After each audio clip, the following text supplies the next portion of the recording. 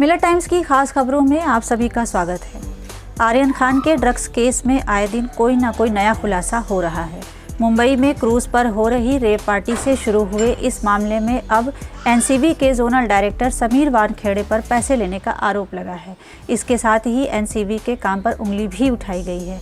अब एनसीबी की तरफ से बयान जारी कर सफाई दी गई है। एनसीबी के डीडीजी मूथा अशोक जैन की तरफ से जारी किए गए बयान में कहा गया है, एनसीबी के एक अपराध मामले में गवाह प्रभाकर सेल का हलफनामा सोशल मीडिया के जरिए मेरे संज्ञान में आया।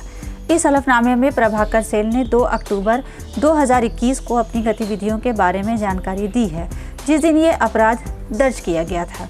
बयान में आगे कहा गया है, जैसा कि वह मामले में गवाह है और मामला कोर्ट में विचाराधीन है, उसे अपना प्रार्थना पत्र कोर्ट में जमा करने की ज़रूरत है, न कि सोशल मीडिया के ज़रिए कुछ कहना है। इसके अलावा हलफनामे में कुछ व्यक्तियों के खिलाफ सतर्कता संबंधी कुछ आरोप हैं, जो प्रभाकर सेल द्वारा अनसुनी करने पर आधारित हैं। बयान में आखिरी में कहा गया है, हमारे जोनल डायरेक्टर समीर वानखेड़े ने इन आरोपों का साफ तौर पर खंडन किया है।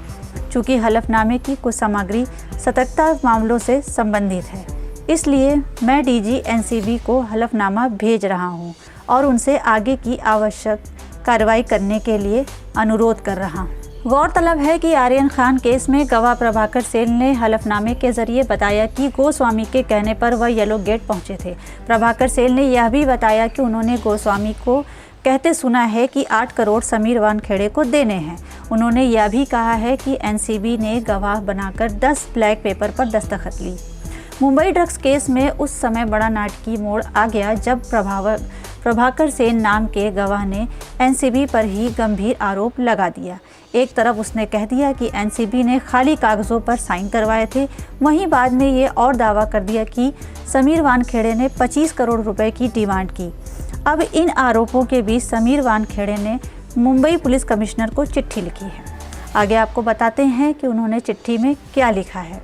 वे लिखते हैं कि मैं समीर वानखेड़े हूं, वर्तमान में एनसीबी डायरेक्टर के रूप में अपनी सेवाएं दे रहा हूं। गलत तथ्यों के जरिए मुझे झूठा फंसाने का प्रयास हो रहा है। कुछ अज्ञात व्यक्तियों द्वारा कोशिश हो रही है कि मेरे खिलाफ कानूनी कार्रवाई की जाए। वहीं इसके बाद बिना नाम लिए समीर वानखेड़े ने मंत्री नवाब मलिक पर भी निशाना साधा है। उनकी तरफ से चिट्ठी में लिखा गया है कि मीडिया में कुछ लोगों द्वारा मुझे जेल में भेजने और मेरी गिरफ्तारी जैसी बातें बोली जा रही हैं। मेरी आपसे अपील है कि गलत तथ्य और गलत इरादों के जरिए लगाए गए आरोपों के दम पर आप कोई कानूनी कार्यवाही ना करें।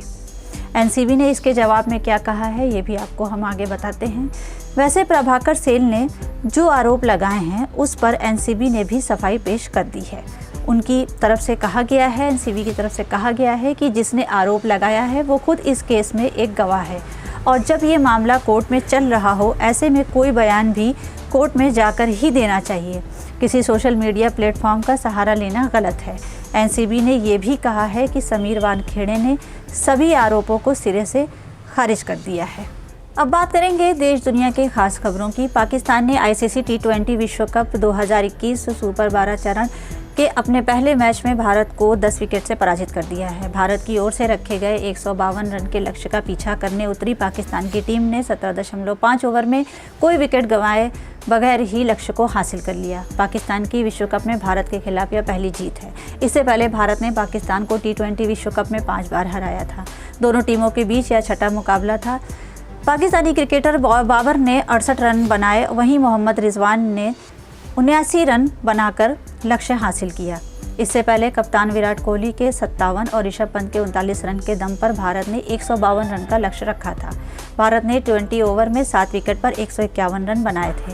पाकिस्तान की ओर से तेज़ गेंदबाज शाहीन अफरीदी ने सबसे अधिक 3 विकेट लिए। हसन अली के खाते में 2 विकेट गए, वहीं शादाब खान और हारिस रऊफ ने 1-1 विकेट लिए। पाकिस्तान ने टॉस जीतकर सबसे पहले बॉलिंग का फैसला किया था। प्रधानमंत्री नरेंद्र मोदी सोमवार को यूपी के सिद्धार्थनगर और अपने संसदीय क्षेत्र वाराणसी के दौरे पर हैं। पीएम मोदी सुबह सिद्धार्थनगर पहुंचे। यहां आयोजित एक कार्यक्रम से प्रधानमंत्री ने सिद्धार्थनगर, एटा, हरदोई, प्रतापगढ़, फतेहपुर, देवरिया, गाजीपुर, मिर्ज़ापुर और जौनपुर जिलों में स्थित मेडिकल कॉलेजों का उद्घाटन किया। इन 9 मेडिकल कॉलेजों की लागत 2,329 करोड़ रुपए है। यूपी के अगले साल होने वाले विधानसभा चुनाव को लेकर देश में राजनीतिक सरगर्मी तेज हो गई है। सोमवार को दिल्ली के मुख्यमंत्री और आम आदमी पार्टी के राष्ट्रीय संयोजक अरविंद केजरीवाल अयोध्या जा रहे हैं। केजरीवाल अयोध्या में भगवान राम के जन्म स्थान के दर्शन और पूजा पर जाएंगे और पूजा अर्चना करेंगे। साथ ही वह सरयू नदी किनारे हर शाम होने वाली आरती में भी हिस्सा लेंगे। सोमवार सुबह अरविंद केजरीवाल राजधानी लखनऊ स्थित अमौसी एयरपोर्ट पहुंचे। उनके साथ दिल्ली के उप मुख्यमंत्री मनीष सिसोदिया और आम आदमी पार्टी के राज्यसभा सांसद संजय सिंह भी साथ में मौजूद रहे। राजस्थान में महिला अपराध से जुड़े चौंकाने वाले मामले लगातार सामने आ रहे हैं। जालौर जिले से भी ऐसी ही एक घटना का खुलासा हुआ है जो दिल दहलाने वाला है। यहाँ जिले के आहोर थाना क्षेत्र के अंतर्गत थांवला गांव में रविवार सुबह मनरेगा कार्य कर रही एक महिला श्रमिक की एक युवक ने कुल्हाड़ी मारकर हत्या कर दी। आरोपी को पुलिस ने गिरफ्तार कर लिया है। पता चला है कि आरोपी की इस महिला के प्रति काफ़ी दिनों से गलत नज़र थी। वहीं विवाहिता से एक तरफा चाहत ने उसे हैवान बना दिया है। आज के लिए बस इतना ही। मिलर टाइम से आप सुन रहे थे मासूमा सिद्दीकी। हमारी वीडियोस देखने के लिए बेहद शुक्रिया। मिल्लत टाइम्स की खबरें पढ़ने, सुनने और देखने के लिए गूगल प्ले स्टोर से ऐप डाउनलोड करें। यहां आप उंगली की क्लिक में पढ़ सकते हैं 4 ज़बानों में न्यूज़, उर्दू, हिंदी, अंग्रेजी, बांग्ला।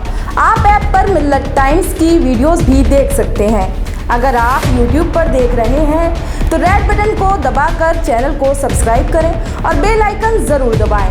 फेसबुक पर देख रहे हैं तो पेज को लाइक और फॉलो ज़रूर करें।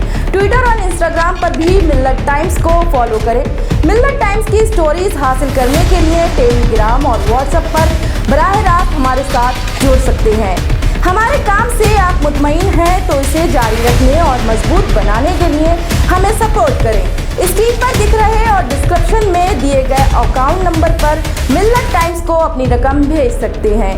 अगर आपके इलाके का कोई मामला है, आपकी मसाइल को मीडिया में जगह नहीं दी जा रही है तो हमें ईमेल करें या व्हाट्सएप पर मैसेज करें। हम उठाएंगे आपकी आवाज़। मिल्लत टाइम्स मतलब मजलूमों की आवाज़, नफरत के खिलाफ जंग, फर्जी खबरों से निजात। www.millattimes.com